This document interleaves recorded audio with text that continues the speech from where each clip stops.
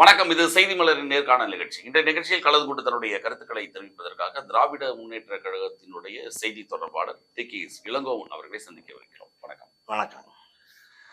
விடுதலை சிறுத்தைகள் நடத்திய மது ஒழிப்பு மாநாட்டில் திராவிட முன்னேற்ற கழகத்தின் சார்பில் நீங்க கலந்துக்கிட்டீங்க. இந்த மது ஒழிப்பு மாநாட்டை சுற்றி ஆரம்பத்திலிருந்தே பல்வேறு சர்ச்சைகள் இருந்தது. அதிலும் குறிப்பாக அதிமுகவுக்கு ஒரு நேரடி அழைப்பு விடுக்கிறாரு. அதாவது அணி மாறுவதற்கான முயற்சிகளில் ஈடுபடுறார் திருமாவளவன் அப்படின்ற மாதிரி பல்வேறு சர்ச்சைகள் இருந்தது. அதை முற்றுப்புள்ளி அளிக்கும் விதமாக நீங்களும் ஆர்.எஸ். பாரதி அவர்களும் கலந்து கொள்றீங்க. தலைமை அறிவித்தது கலந்து கொண்டீங்க. ஆனாலும் இந்த மது ஒழிப்பு மாநாடை பொறுத்த வரைக்கும் திமுகவுக்கும் விடுதலை சிறுத்தைகளுக்கும் இடையே ஒரு சிறிய பிணக்கு ஏற்பட்டதாக வெளில கருத்துக்கெல்லாம் சொல்லப்படுது. அப்படி ஒன்றும் தெரியவில்லை. இதுக்கு முதல்ல இருந்தே என்னன்னா, அந்த மது ஒழிப்பு மாநாடுன்னு இவங்க நடத்தணும்னு முடிவு பண்ணி வெளியே வந்த உடனேயே இங்க இருக்கிற எல்லா அரசியல் கட்சிகளும் இந்தியாவில் தமிழ்நாடு மட்டும்தான் ஒரே மாநிலம் இருக்கு, அங்கே மட்டும்தான் மது விற்கிறதுங்கிற எண்ணத்துல டாஸ்மாகை மூடணுங்கிற அந்த பிரச்சனையை கையில் எடுத்தாங்கிறது தான் அதில் பிரச்சனை. இது திமுக மீது ஒரு பழியை சொல்ல வேண்டும் என்ற நோக்கத்தில் பாஜக உள்ளிட்ட அனைத்து கட்சிகளும் இந்த டாஸ்மாகை மூடணுங்கிறத எடுத்துட்டாங்க. டாஸ்மாகை மூடுனா மதுவை ஒழிக்கிறது இல்லை நோக்கம், குடிகாரர்களை திருத்துவது தான் நோக்கம். மது ஒழிப்பு மாநாடுனா மதுவை ஒழிக்கிறதுல என்ன இருக்கு? உற்பத்தியை நிறுத்தினா மது ஒழிஞ்சிடும். குடிப்பழக்கத்தை நிறுத்த வேண்டுங்கிறது தான் இந்த மாநாட்டின் நோக்கம்.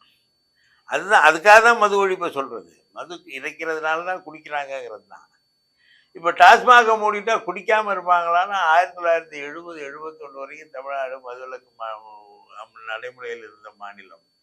குடிக்காமல் இருந்தாங்களான்னா அங்கே எல்லாருமே போய் பாண்டிச்சேரியில் போய் குடிச்சிட்டு வருவாங்க, ஆந்திராவில் போய் குடிச்சிட்டு வருவாங்க, கேரளாவில் குடிச்சிட்டு வருவாங்க, கர்நாடகாவில் குடிச்சிட்டு ஊருக்குள்ளே வந்துடுவாங்க. எனவே மது இங்கே கிடைக்கவில்லை. மது விலக்குங்கிறது மது குடிக்கக்கூடாதுங்கிற எண்ணத்தில் அரசாங்கம் கொண்டு வந்தாலும் மது விற்பனை இல்லைங்கிற அளவுல தான் அது இருந்துச்சு. இல்லை, இதை ஒரு காரணமாகவே சொல்லி இன்னும் எத்தனை வருடங்கள் திராவிட ஆட்சியில் அப்படின்ற ஒரு வார்த்தையை சொல்றாங்க. திராவிட ஆட்சியில தான் மது அதிகமாக போனது, குடிகாரர்களின் எண்ணிக்கை அதிகமாக போனது. எம்ஜிஆர் ஆட்சியில் சொல்ல மாட்டாங்க. ஏன்னா எம்ஜிஆர் தான் கலைஞர் 71 கொண்டு வந்தார், 73 மறுபடியும் மதுவிலக்கு அமல்படுத்திட்டார். அதுக்கப்புறம் 5 வருஷம் கிடையாது. எம்ஜிஆர் தான் 78 மறுபடியும் மதுவிலக்கை ரத்து செஞ்சார். ஜெயலலிதா தான் முதல் முறையாக டாஸ்மாக ஆரம்பிச்சாங்க. அரசாங்கமே மது விற்பனை. எனவே இது அதிமுகவால் தான் இது தொடர்கிறது. ஆனால் நாங்கள் என்ன நினைக்கிறோம்னா, மது விற்பனையை நிறுத்துவதற்கும் மக்கள் மது குடிக்காமல் தடுப்பதற்கும் அல்லது அவர்களுக்கு குடிக்காமல் அவர்களுக்கு சரியான ஆலோசனைகளை சொல்லி நிறுத்துவதற்கும் உள்ள வேறுபாடை புரிந்து கொள்ள வேண்டும். மது விற்பனை என்பது அது ஒரு பொருள் விற்பனை தான். இல்லை, ஏன்னா திமுக மேல குற்றச்சாட்டு மது ஆலை அதிபர்கள் ஃபுல்லா திமுகவை சேர்ந்தவங்க. மது ஆலை அதிபர்கள்லாம் எப்ப மது ஆலை ஆரம்பிச்சாங்க? எம்ஜிஆர் காலத்துல. அப்புறம் இல்ல, அவங்க இருக்கிற திமுக தானே இப்போ. அது வேறு. அவங்க ஒரு தொழிலை ஆரம்பிச்சிட்டாங்க, எம்ஜிஆரை நம்பி ஆரம்பித்தாங்க, அவங்க சப்ளை பண்ணிட்டு இருந்தாங்க, இப்போ அது தொடருது, அவ்வளோதானே. இதெல்லாம் ஒரு மெட்ராஸ் நிறுவனம் எப்போ ஆரம்பிச்சது? யார் ஆரம்பிச்சது? ஜெயலலிதா. முதலமைச்சர் வீட்டில் இருக்கிற ஒருத்தரே ஆரம்பிக்கிறாங்க. அதுக்கு என்ன பண்ணுறது? அதனால் அது இல்லை பிரச்சனை. மக்கள் மது குடிப்பதிலிருந்து விடுபட வேண்டும், அந்த பழக்கத்திலிருந்து விடுபட வேண்டும் என்பதற்கான திட்டங்களை வகுப்பது தான் உண்மையான மது ஒழிப்பு. அதாவது நேரடியாக திமுக அரசு மேல கூட்டணி கட்சியா இருப்பதனால குற்றம் சுமத்த முடியாம தேசிய மதுவிலக்கு கொள்கை அப்படின்ற ஒரு பேர்ல தேசிய அளவில் கேட்கிறாரு திருமாவளவன்.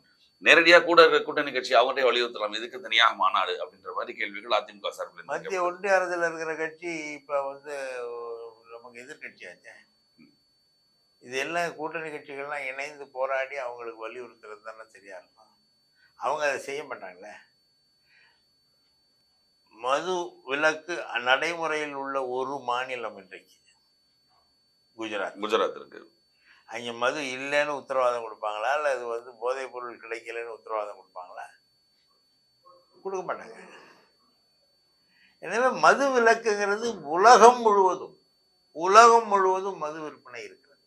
உலகம் முழுவதும் இது போன்ற மது கடைகளை தடுப்பதோ அல்லது மது ஒழிப்புக்கான நடவடிக்கைகளை மேற்கொள்வதோ கிடையாது. எங்கேயுமே கிடையாது. மது என்பது ஒரு உணவுப் பொருள் போல உலகம் முழுவதும் அது நடைமுறையில எல்லோரும். இல்ல இங்க அதிகமாக இங்கே இருக்க காரணத்தினால என்னன்னா இங்க என்னன்னா வசதியற்றவர்கள் குறைந்த விலையிலே எதையாவது குடிக்க வேண்டும் என்று கள்ளச்சாராயத்தை நாடுகிறார்கள். ஆனால் இது தேசிய அளவிலே மதுவிலக்கு கொள்கையை நடைமுறைப்படுத்தினால் ஒருவேளை அதில் ஒரு வெற்றி காண்பதற்கு குறைந்தபட்சம் ஒரு பாதி 50-60% வெற்றியாவது காண முடியும் என்ற எண்ணத்திலே இந்த மாநாடு கூட்டப்பட்ட காரணத்தினால் நாங்கள் கலந்து கொண்டோம். எங்களுடைய கொள்கையும் அதுதான்.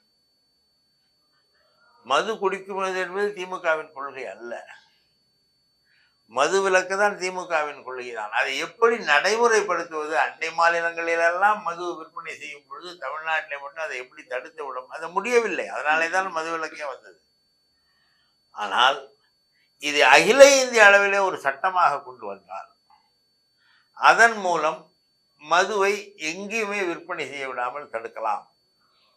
மது குடிப்போர் எண்ணிக்கையை குறைக்கலாம், அல்லது மது குடிப்போர் வாங்குவதற்கு இடமில்லாமல் மதுவை நிறுத்திவிடக்கூடிய சூழ்நிலை, குடிப்பழக்கத்தை நிறுத்திவிடக்கூடிய சூழ்நிலை ஏற்படும் என்ற நோக்கத்தோடு இதை நாங்கள் சொல்கிறோம். இல்லை, இது விடுதலை சிறுத்தைகள் மாநாட்டில் முக்கியமானதை பார்க்க போனீங்கன்னா நீங்கள் அம்பேத்கர் படம் வைக்கப்பட்டிருந்தது, பெரியார் படம் வைக்கப்பட்டிருந்தது, காந்தி காந்தி படம் வைக்கப்பட்டிருந்தது. அதில் குறிப்பாக ராஜாஜி அவர்களுடைய படமும் வைக்கப்பட்டிருந்தது. கொள்கை மாற்றமாக இருந்தால் கூட ராஜாஜி அவங்க முன்னிலைப்படுத்துறது காரணம் அவர் மதுவுக்கு எதிராக இருந்தார். அப்படி யாரையும் அதில் சொல்ல முடியல அப்படின்னு சொல்கிறாங்க திராவிட இயக்கங்கள்ல. அண்ணா சொன்னார், அண்ணா சொன்னார் எந்த காலத்திலும் மதுவிலக்கை ரத்து செய்ய மாட்டேன்னு உறுதியாக சொன்னானே. அது அவங்களுக்கு தெரியாது. ராஜாஜி 1937ஆம் ஆண்டு வெள்ளையர்கள் ஆட்சி காலத்தில் நீதி கட்சி ஆட்சி முடிந்த பிறகு காங்கிரஸ் வெற்றி பெற்ற நேரத்தில் ராஜாஜி முதலமைச்சராக இருந்தார். அவர் மது விலக்கை நடைமுறைப்படுத்தினார், இந்தியை திணித்தார். இது ரெண்டும் அவர் தான் செஞ்சார். இந்தி திணிப்புக்காக ராஜாஜியை கடுமையாக எதிர்த்தோம். மது விலக்கு கொள்கையை அவர் அறிமுகப்படுத்தினாருங்கிறதுனால நேற்று அந்த மாநாட்டில் அவர் படத்தை வச்சார். அது ஒன்றும் தப்பு இல்லை. அவர் அந்த ராஜாஜி அந்த திட்டம் வரவேற்க வேண்டிய ஒன்று. இன்னொரு குறிப்பாக அவர் திருமாவளவன் பேசும்போது நேற்று மாநாட்டில் என்ன பேசியிருந்தாருன்னா, மது விலக்கை உடனடியாக அமல்படுத்தினால் 2026 திமுக தான் மீண்டும் ஆட்சியை பிடிக்கும் அப்படின்னு சொல்றாரு. அப்ப மதுவிலக்கை ஏற்படுத்தாவிட்டால் திமுகவோட ஆட்சிக்கு வர்றது சங்கடம்னு சொல்ல வர்றாரு அவர்? இல்லை, அப்படி சொல்லல. ஒரு நல்ல நோக்கத்துக்காக செயல்படும் போது மக்கள் வாக்களிப்பார்கள் சொல்றது ஒரு எதேச்சையான பேச்சு. ஒரு நல்ல திட்டத்தை ஒரு அரசு அறிமுகப்படுத்தினால் மக்கள் அந்த அரசுக்கு ஆதரவளிப்பார்கள். அபரிதமான வெற்றி இருக்கும்னு சொல்ல வந்தது. பெண்கள் ஆதரவு நிறைய கிடைக்கும், அது போன்ற சிந்தனையிலே அவர் சொல்லித்தான் அப்படித்தான் சொல்லியிருக்கிறாரே தவிர மதுவிலக்கை இன்னும் ஓராண்டு காலத்துக்குள் நடைமுறைப்படுத்த அகில இந்திய அளவில் மதுவிலக்கு கொள்கை வந்தால் கூட மதுவிலக்கு திட்டம் என்பது அது ஒரு சட்டம். ஆனால் மக்கள் மதுவிலிருந்து தங்களை விலக்கி கொள்ள வைப்பதற்கு என்ன நடவடிக்கை எடுக்கணுமோ அதுதான் முக்கியம். இல்லை, என்ன நம்ம இந்த பக்கம் பார்க்க போனோம்னா மதுவிலக்கு கொள்கை கோரிக்கை ரொம்ப நாளாக வந்துருக்கு. எல்லா கட்சிகளும் தான் யாருமே ஆதரிக்க முடியாது. மதுவிலக்கு தேவையில்லைன்னு யாரும் சொல்ல முடியாது. ஆனாலும் அரசாங்கம் அந்த டாஸ்மாக் துறை இருக்கு இல்லையா, அது ஒவ்வொரு பண்டிகை நாட்கள்ல ஒரு டார்கெட் நிர்ணயிச்சு இவ்வளவு விற்கணும் அப்படின்னு கட்டாயப்படுத்துறாங்க அப்படின்னு ஒரு குற்றச்சாட்டு இருக்கு. அது வெறும் குற்றச்சாட்டு தான். ஏன்னா அந்த மாதிரியெல்லாம் ஒன்றும் கிடையாது. என்னன்னு கேட்டால் முக்கியமான நாட்களில் காந்தி ஜெயந்தியில் மதுக்கடைகள் மூடணும்னு ஒரு நடைமுறையில் அது பண்ணிட்டு இல்லை, தீபாவளி பொங்கல் பல நாட்கள் சில இடங்களில் பெரிய மாநாடுகள் நடக்கும் பொழுது அந்த அந்த அந்த அந்த பகுதிகளை சுற்றி உள்ள மதுக்கடைகளை மூட சொல்லுவோம். அன்றைக்கு டாஸ்மாக் விற்பனையை அந்த பகுதியில் நிறுத்த சொல்லுவோம். பொதுமக்களுக்கு தொந்தரவு ஏற்படும் என்று கருதினால் அன்றைக்கு டாஸ்மாக் விற்பனையை நிறுத்துவோம். அந்த பகுதியில் உள்ள கடைகளையும் மூடுவோம். இதுதான் நடைமுறைகளில் நடைபெற்று அதில் அது நோக்கம் எதற்காக மதுவிலக்கு கொண்டு வர வேண்டும்? அதாவது இந்த மாநாட்டின் மூலம் திமுகவுக்கும் விடுதலை சிறுத்தைகளுக்கும் இந்த பிணக்குகள் இல்லை அப்படின்றத உறுதியா சொல்லலாம் இல்லையா? முதல்லயே இல்லை. ஆனால் அந்த ஆட்சி அதிகாரத்தில் ஒரு பங்கு கேட்டது ஒரு திமுகவுக்கு ஒரு உறுத்தலாக இருந்தது அப்படின்ற எல்லாரும் கேட்பாங்க, நாங்களும் கேட்போம். அது வேறு. ஆனால் நடைமுறையில் இதுவரை தமிழ்நாட்டிலே கூட்டணி கட்சிகளின் துணையோடு ஆட்சி அமைந்த காலத்தில் கூட இன்னும் கேட்டால் திமுகவுக்கு பெரும்பான்மை இல்லாத அதைத்தான் கேக்குறாங்க. கூட தேசிய அளவுல நீங்க ஒன்றிய அரசாக நீங்கள் மத்திய அரசாங்கத்தில் பங்கு பெறுவாங்க, ஆனா மாநிலத்தில ஏன் இன்னொரு கட்சி கொடுக்க கூடாது இந்த அப்படின்னு ஒரு கேள்வி. மாநிலத்தில் வந்து அது வேறு சில சிக்கல்கள் ஆகும். அதான் தேசிய அளவுலங்கிறது அது கூட்டாட்சிக்கு வேணும்னு நாங்கள் சொல்கிறோம், மாநில சுயாட்சி வேணும்னு சொல்கிறோம். ஒரு கட்சி ஆட்சி முறை தான் மாநிலத்தை நிர்வகிப்பதற்கு சிறப்பாக இருக்கும் என்று நாங்கள் கருதுகிறோம். அவ்வளோதான், கூட்டணி கூடாதுங்கிறது தான் இல்லை. ஆனாலும் நாங்கள் எங்களுக்கு பெரும்பான்மை இல்லாத நிலையிலும் நாங்கள் கூட்டணி ஆட்சியை இங்கே நடத்தவில்லை என்ற வரலாற்றையும் நீங்கள் பார்க்க வேண்டும். யாரும் அதற்காக அழுத்தம் கொடுக்கவில்லை. கூட்டணி கட்சிகள் ஒத்துழைத்தார்கள். அதில் வந்து அவங்க வந்து இல்லை இல்லை நாங்கள் உங்களிடம் எங்கள் பதவி தராவிட்டால் விலகுவோம் என்றெல்லாம் சொல்லவில்லை, முழு ஒத்துழைப்பை கொடுத்தார்கள். அதனால் அதெல்லாம் ஒரு பிரச்சனை இல்லை. கூட்டணியில் வரணும்னு எல்லா கட்சியும் நினைப்பாங்க. ஒரு ஆட்சி நமக்கு 2 அமைச்சர்கள் இருக்கணும்னு நினைப்பாங்க, அது ஒரு சாதாரண விஷயம். ஆனால் அது அந்த நேரத்தில் கூட்டணி பேசுகிற நேரத்தில் முடிவு செய்யணும். என்ன காரணம்னா 10 கட்சி கூட்டணி இருக்கும் பொழுது எப்படி அமைச்சர்களுக்கு எந்த கட்சிக்கு எவ்வளோ கொடுக்குறதுங்க, அது சில குழப்பங்கள்லாம் இருக்கும். சில பேர் அதில் அதிருப்தி அடைவாங்க, நமக்கு கொடுக்காம அவங்களுக்கு மட்டும் கொடுத்துட்டாங்களே நினைப்பாங்க. இது ஒரு பெரிய கூட்டணியிலே உள்ள குழப்பங்கள். ஆனாலும் அவங்களுடைய கருத்துக்களை கேட்டு தான் ஆட்சி நடக்கும். இப்போ தமிழகத்தை பொறுத்தவரைக்கும் ஆளுநர் மீதும் திமுகவுக்கும் ஆளுநருக்கும் சரியான ஒரு உறவு இல்லை அப்படின்ற ஒரு பேச்சாகவே ரொம்ப நாட்களாக இருந்தது. நேற்று ஆளுநர் பேசும்போது கருத்தை சொல்லியிருக்காரு, பட்டியலின மக்களுக்கு மிகப்பெரிய கொடுமைகள் நடக்குது, இந்த திராவிட கட்சிகள்ன்ற பேர்ல இவங்க செய்யறதுதான் பட்டியலின மக்கள் மிகப்பெரிய கொடுமை மீளவில்லை அப்படின்னு ஒரு கருத்தை சொல்றாரு. அவர் முழுக்க குற்றச்சாட்டு திராவிட கட்சிகள் மேல, குறிப்பா திமுக மேலதான் வைக்கிறார். அதான் சொல்றேன், அவர் பாவம், அவர் நிலைமை, அவருடைய கஷ்டம் அவருக்கு தான் தெரியும். அவரை நான் பார்க்கும்போது அவரை பார்த்தா பரிதாபமாக, அவர் பதவி காலம் முடிந்து 2 ஆண்டுகள் ஆகிவிட்டது, 2 மாதங்கள் ஆகிவிட்டது. இன்னும் அவருக்கு பதவி நீட்டிப்பும் கொடுக்கவில்லை, வீட்டுக்கும் அனுப்பவில்லை. என்ன செய்ய போகிறார்களோ என்ற அதிர்ச்சியிலே அவர்களை எப்படியாவது தாஜா செய்து, அவர்களுக்கு யார் யார் எதிரிகளோ அவர்களையெல்லாம் திட்டியாவது அவர்களை தாஜா செய்து பதவியை நீட்டிப்பை பெற்று விடலாம் என்று அவர் தவிக்கிறார். அந்த நிலையில தான் இதெல்லாம் பேசுகிறார். மணிப்பூரிலே நடந்தது என்ன பேச மாட்டாங்க. சிறுபான்மை மக்களுக்கு அங்கே போய் ஒரு முதலமைச்சரை பட்டியல் என ஒரு மலைவாழ் முதலமைச்சரை சிறையிலே போட்டதையே, குஜராத்திலே பட்டியலின மக்களுக்கு எதிராக கொடுமைகள் நடக்கவில்லையா, அல்லது உத்தரப்பிரதேசத்திலே பட்டியலின மக்களின் வீடுகளை எல்லாம் இடித்து தள்ளவில்லையா? அரசாங்கமே செய்து. தமிழகத்தில் பட்டியலின மக்களுக்கு எங்கே பிரச்சனை வருகிறது என்றால், அவர்கள் வாழும் கிராம பகுதிகளிலே அங்கே உள்ள 2 சாதியினரிடையே பிரச்சனை வருகிறதே தவிர திமுகவினால் பட்டியல் இன மக்களுக்கு எந்தவித பிரச்சனையும் இதுவரை வரவில்லை. அவரு ரொம்ப நாட்களாகவே சொல்றாரு, வேங்கை வயல் பிரச்சனை இல்லை, இன்னும் சரி வேங்கை வயல் பிரச்சனை யார் நடந்தது? திமுக செஞ்சதா? இல்ல, அது சரியான நடவடிக்கை எடுக்கவே இல்லை. நடவடிக்கை காவல்துறை வழக்கு பதிவு செய்து விசாரணை நடத்துகிறார்கள். சில நேரங்களிலே நமக்கு உரிய குற்றவாளிகளை கண்டுபிடிப்பதில் சிரமம் இருக்கிறது. அதையெல்லாம் குறிப்பிட்டுதான் அவர் சொல்றாரு. அதுதான் சொல்றேன், இது எல்லாமே, அதுவும் விடுதலை சிறுத்தைக மாநாடு நடக்கும் பொழுது ஒரு கருத்தை வெளியிட்டு, எல்லாமே மக்கள் அரசியல் சார்பற்று அந்தந்த பகுதியிலே காலங்காலமாக இந்த மனு தர்மத்தின் கேட்டால் அதை புரிந்து கொண்டு அது கடவுள் சொன்னது என்று நம்புகிற மக்களினால் நாங்கள் உயர் சாதி அவர்கள் தாழ்ந்த சாதி என்கிற நிலையை மனு தர்மம் அன்றைக்கு உணர்த்திய காரணத்தினால் அப்படி வாழ வேண்டும் என்று நினைக்கிற மக்களிடையே உள்ள போராட்டமாக இது இருக்கிறதே தவிர இதில் அரசியல் இல்லை, இதில் மதம் தான் இருக்கிறது. இது ஒரு மதத்துக்கு உள்ள பிரச்சனை. இந்து மதத்திலே மனு தர்மத்திலே இது சொல்லப்பட்டிருக்கிறது. பகவத்கீதையிலே கிருஷ்ண பரமாத்மாவே வந்து சொல்கிறார், சதுர்வர்ணியம் மாயா சிருஷ்டம் என்று சொல்லுகிறார். அந்த பகவத்கீதையின் மீது சத்தியம் செய்துதான் எல்லோரும் நீதிமன்றத்திலே கூட வழக்குகள் நடக்கின்றன. அது கடவுளால் சொல்லப்பட்டது என்ற எண்ணத்தின் காரணமாக தான் இந்த பிரச்சனைகள் வருகின்றன. இதை இன்னும் கடவுளை இன்னும் நம்புகிறவர்கள், இந்த மதத்தை இன்னும் நம்புகிறவர்கள் அங்கங்கே உள்ள பகுதிகளிலே அவர்களுக்கிடையே இருக்கிற குழப்பத்தின் விளைவாக சில தகராறுகள் வருகிறதே தவிர அரசியல் காரணங்களுக்காக அல்லது திமுக இதை செய்கிறது என்று சொல்வதற்கான எந்தவித அடிப்படை ஆதாரமும் கிடையாது, நியாயமும் கிடையாது. இன்னும் கேட்டா அது பாஜக செய்யுது. பாஜக அவர் பட்டியலின மக்களுக்கு ஆதரவாக பேசுறதுனால அங்க ஒரு அட்டென்ஷன் மாறுமான்னு கேக்குறேன். இல்ல, மாறாது. ஏன்னா அவங்களுடைய கொள்கையே மனு தர்மங்க.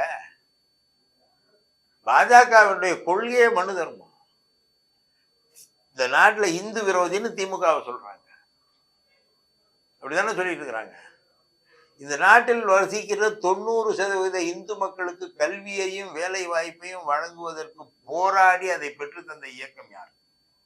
திராவிட இயக்கம் தான். இந்து மத விரோதின்னு சொல்றதுக்கு சில காரணங்களும் சொல்றாங்க. அதாவது ரம்ஜானுக்கு வாழ்த்து சொல்லுவாங்க, அது வேற. ஆனா ஏன் குறிப்பிட்ட இந்து மத பண்டிகைகளுக்கு ஏன் வாழ்த்து சொல்றது இல்ல? எப்படி சொல்ல முடியும்? அது என்ன பண்டிகை? காரணம் என்ன?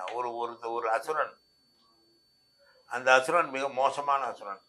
நவராத்திரிக்கு வாழ்த்து சொல்லலாம், யாரும் ஒரு அசுரன் அவன் பூமியை பாயாய் சுற்றி கடலுக்குள் ஒளித்து வைத்து விடுகிறான்.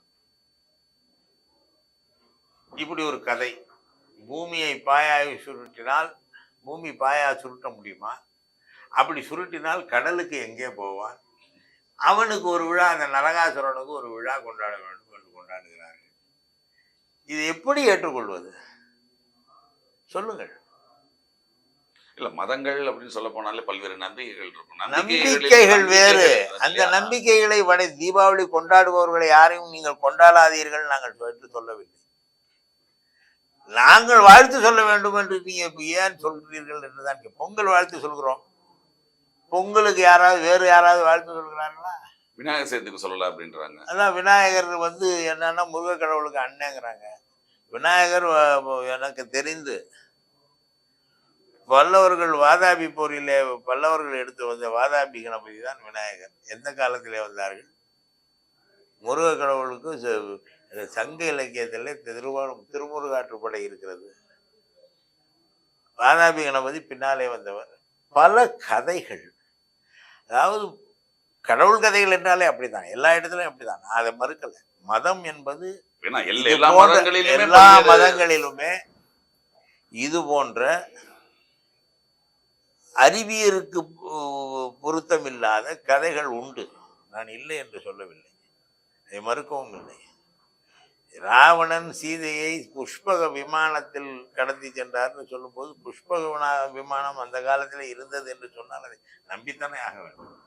அதை மறுக்க முடியாது அல்லவா? ஏன்னா நாங்கள் அந்த காலத்தில் இல்லை, நீ இருந்தாயான்னு கேட்பாங்க என்ன. ஆனால் அந்த காலத்தில் எப்படி விமானம் இருந்திருக்குங்கிற கேள்வி எல்லாருக்கும் இருக்குல்ல. இந்த கதைகள்லாம் இந்த கதைகளை வைத்துக்கொண்டு நீ ஏன் அதை கும்பிடவில்லை, அதை ஏன் நீ வணங்கவில்லை என்று கேட்பது என்ன நியாயம் என்றுதான் நான் கேட்கிறேன். வேற ஒன்றும் கேட்கிறேன். இந்த கதைகளை நம்புபவர்கள் நம்பி கொண்டு போகணும், நம்பாதவர்களை போய் நீ எதிரி என்று சொல்வது என்ன விஷயம்? நாங்கள் தான் இந்து மக்களுக்கு கல்வி கொடுத்ததற்கு திராவிட இயக்கம் நீதி கட்சி இடஒதுக்கீடு வழங்கியது. நீதி கட்சி பள்ளிக்கூடங்களிலே தாழ்த்தப்பட்ட பிற்படுத்தப்பட்ட மக்களை சேர்க்கவில்லை என்றால் பள்ளிக்கூடத்தை அனுமதியை ரத்து செய்வோம் என்று. பேருந்துகளிலே தாழ்த்தப்பட்ட பிற்படுத்தப்பட்ட மக்களை ஏற்றவில்லை என்றால் பேருந்துகளுக்கான பர்மிட்டை ரத்து செய்வோம் என்று சொன்னார். இல்லை என்றால் அவர்கள் எல்லோரும் அப்படித்தானே இருந்திருப்பார்கள். கல்வி கிடைத்திருக்காது. திராவிட இயக்கம் உருவானதே அதற்குத்தானே. நான் பிராமின் மேனிபெஸ்டோ என்ற அடிப்படையிலே தானே நீதி கட்சியே உருவானது. நான் பிராமின் பிராமணர் அல்லாத மக்களுக்கு நன்மை செய்ய வேண்டும் என்ற அடிப்படையிலே தானே நீதி கட்சியே உருவானது. பிறகு அதை நாங்கள் இந்து விரோதி என்று சொன்னீங்கள் என்றால் இந்துக்களிலே உள்ள 90% மக்கள், பிற்படுத்தப்பட்ட தாழ்த்தப்பட்ட மக்கள், மற்றவர்களுக்கு இணையாக சுயமரியாதையோடு வாழ வேண்டும் என்று இந்துக்களின் சுயமரியாதைக்கு போராடி அதை பெற்று தந்த இயக்கம் திமுக. எங்களை பார்த்து இந்து விரோதிங்கிறாங்க. இதுக்கு என்ன பதில் சொல்றது? இப்போ என்னன்னா இதுல காரணம் என்னன்னா மனிதர்களை பற்றி அவர்கள் கவலைப்படவில்லை. சடங்குகளையும் சம்பிரதாயங்களையும் இந்த புனைகதைகளையும் தூக்கி போற்றுகிற அளவுக்கு மனிதர்களை அவர்கள் தூக்கி போற்றவில்லை என்பதுதான் என்னுடைய குற்றச்சாட்டு. இப்போ ஒரு சமகால அரசியல்ல துணை முதல்வராக உதயநிதி ஸ்டாலின் அவர் பங்கேற்றாரு. ஆனால் ஒரு கருத்துக்கள் நிலவுதுன்னா அரசியல் சட்டப்படி துணை முதல்வர் அப்படின்ற பதவி கிடையாது இல்லையா? அரசியல் சட்டப்படி கிடையாது. அப்படிங்கும்போது இந்த பதவி இவ்வளவு முக்கியத்துவம் கொடுக்கிறது அரசியல் ரீதியான முக்கியத்துவம் தான் இது அரசு ஏன்னா இது சட்டமன்றத்தில் எந்த கட்டாயமாக. சட்டமன்றத்தில் எந்த இடத்துல உட்கார வைக்க போறாங்கன்ற ஒரு கேள்விகள்லாம் வேற வருது. ஏன்னா ஏற்கனவே ஓ பன்னீர்செல்வம் அவர்களுக்கு என்ன நடந்ததோ அதே போன்று நடக்குமா என்னென்று பல்வேறு கேள்விகள் எல்லாம் அரசியல் எழுப்பப்படுது.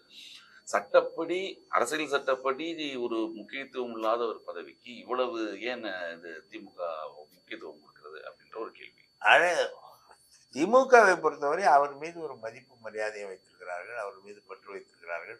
அவருடைய பிரச்சாரம் நாடாளுமன்ற தேர்தலிலே கட்சிக்கு பெருத்த உதவியாக இருந்தது என்ற வகையிலே எல்லோரும் மகிழ்ந்திருக்கிறார்கள், அவரை ஏற்றுக்கொண்டிருக்கிறார்கள்.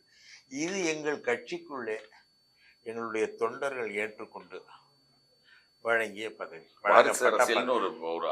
ஒரு இருக்கட்டும், எடப்பாடி வந்து நேரடியாக குற்றச்சாட்டு. அவர் சொல்லிட்டு இருப்பாரு. அவர் பல சீனியர்களை தாண்டி அவர் எப்படி முதலமைச்சராக வந்தார்? அவர் குறிப்பிட்டதான் துரைமுருகன் போன்ற சீனியர் ஏன் அவரே சீனியர்களை மீறி தானங்க வந்தாரு. அந்த சேலம் மாவட்டத்தில் யார் அதிமுகவில் மூத்த உறுப்பினர்? 2 முறை 3 முறை சட்டமன்ற உறுப்பினராகவும் 1 முறை நாடாளுமன்ற உறுப்பினராகவும் இருந்தது யார்? இவர் இல்லையே. அவர் எங்கே இருக்கிறார் இப்பொழுது? எனவே இது என்னன்னு, இப்போ இது அரசியல் காரணங்களுக்கு அல்ல, கட்சிக்காரர்கள் விரும்புகிறார்கள். அவர் துணை முதலமைச்சராகிவிட்டார். 76 77ஆம் ஆண்டு தேர்தலில் ஜனதா கட்சி, இந்த பாஜகவும் இணைந்த ஜனதா கட்சி, பாரதிய ஜனசங்கம் தன்னை ஜனதா கட்சியில இணைத்து கொண்டு ஒரே கட்சியாகி ஆட்சியை பிடித்தார்கள். அப்பொழுது யார் துணை பிரதமர்? ஜெகஜீவன் ராம். அவர் எப்படி வந்தார்? தேவிலால் கூட அந்த பிரச்சனை. ஆமா, எப்படி தேவிலால் கூட அந்த பிரச்சனை. அவர் எப்படி வந்தார்? அவரோட பதவியேற்பு கூட ஆர் வெங்கட்ராமன் வந்து அந்த பேரை சொல்லல. துணை முதலமைச்சர்ன்றது பதவியேற்க முடியாது. துணை பிரதமர். ஆமா, துணை பிரதமர்ன்றது கிடையாது இல்லையா? அது அரசியல் கட்டாயத்துக்காக பாஜகவும் உறுப்பினராக இருந்த அந்த ஜனதா கட்சியிலே இது நடந்த பொழுது வாஜ்பாயி வெளியுறவுத்துறை அமைச்சரானாரே, ஏன் ஆனார்? அவருக்கு இந்த துணை முதலமைச்சர் பதவி மீது துணை பிரதமர் பதவி கூடாது என்று எண்ணி இருந்தார். அவரை அமைச்சரவையிலே சேர்ந்திருக்க கூடாது அல்லவா? ஜனதா கட்சியில பாரதிய ஜனசங்கம் இணைந்த ஜனதா கட்சியிலே துணை பிரதமர் பதவிக்கு ஒருவரை தேர்ந்தெடுப்பதை அவர்கள் ஏற்றுக்கொள்வார்கள். திமுகவில ஒரு துணை முதல்வரை தேர்ந்தெடுத்தால் அவர்கள் மறுப்பார்களா? இது என்ன நியாயம்? அது அரசியல் காரணம். துணை முதலமைச்சர் அரசியல் ரீதியாக இல்லை. எது அரசியல் காரணம் என்றால், இது அரசியல் ரீதியாக உயர்வு இல்லை. எது அரசியல் காரணம் என்றால், எனக்கு எங்கள் கட்சிக்கு துணை பிரதமர் பதவி கொடுக்கவில்லை என்றால் நாங்கள் உங்களை ஆதரிக்க மாட்டோம் என்று சொல்வது அரசியல் காரணம்.